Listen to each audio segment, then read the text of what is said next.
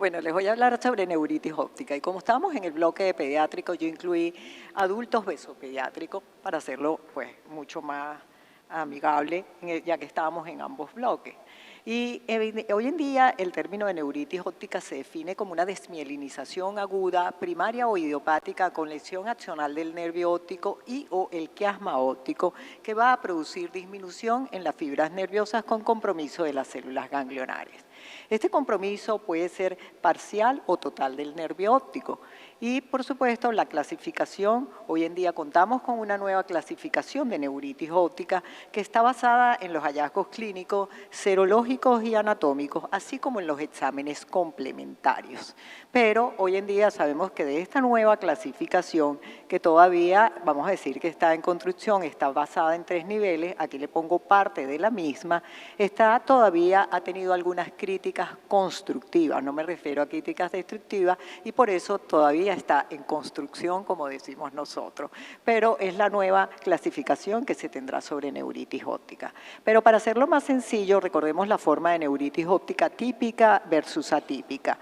Y dentro de la forma típica se encuentra lo que se conoce como el síndrome clínicamente aislado y la esclerosis múltiple, y las atípicas incluyen todas las que salen de estas etiologías, incluyendo, por supuesto, las autoinmunes.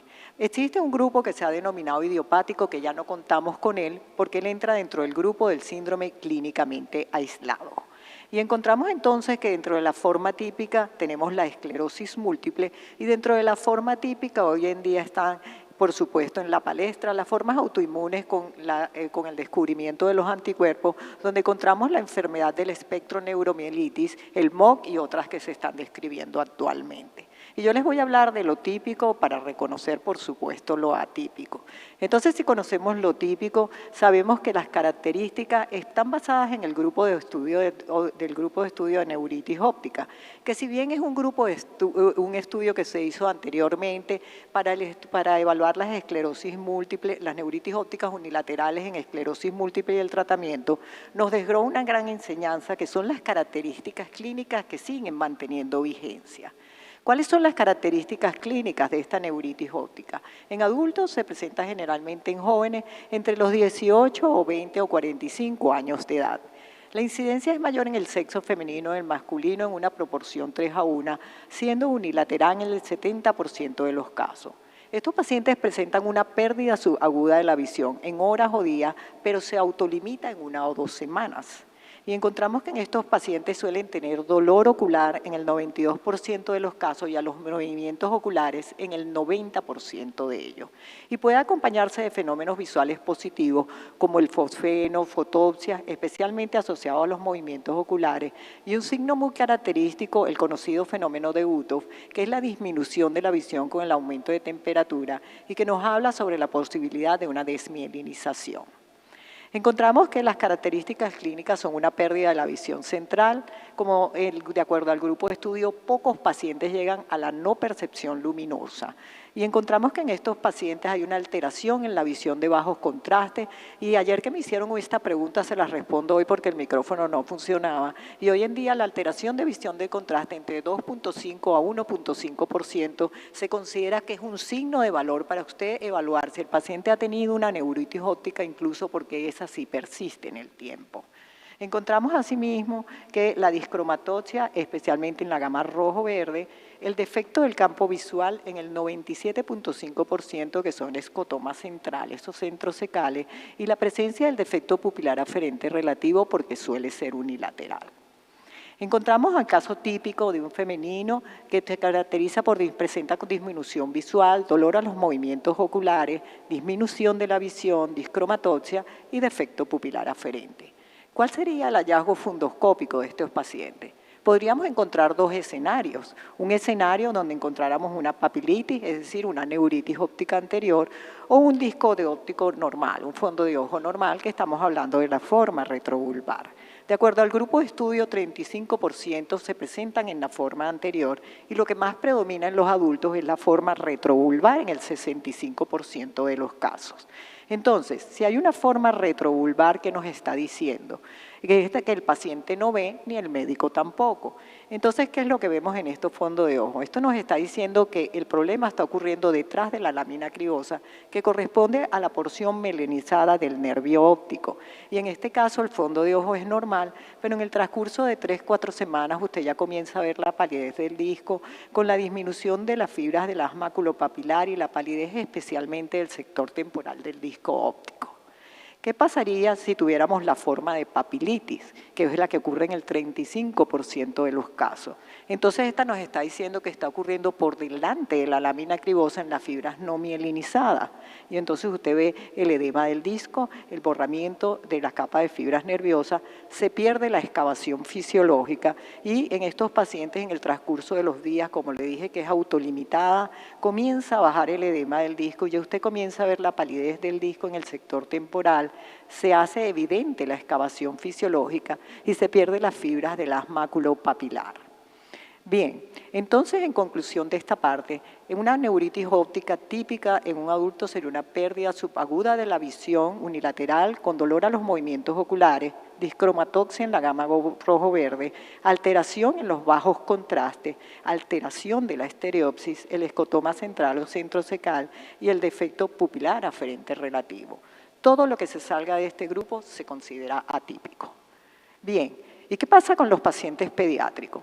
Se puede presentar en pacientes prepúberes o pospúberes. En prepúberes predomina igual, no hay una diferencia entre el sexo masculino y femenino, pero en el pospúber predomina hacia el sexo femenino. La etiología puede ser variable, no infecciosa, infecciosa y por supuesto también tenemos las idiopáticas. Y por supuesto hoy en día las autoinmunes han cobrado gran valor con el descubrimiento de los anticuerpos.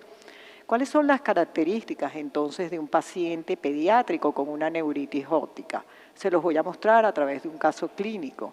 Y es este femenino de 10 años de edad quien consulta por cefalea, no dolor a los movimientos oculares. Hay pérdida subaguda de la visión bilateral.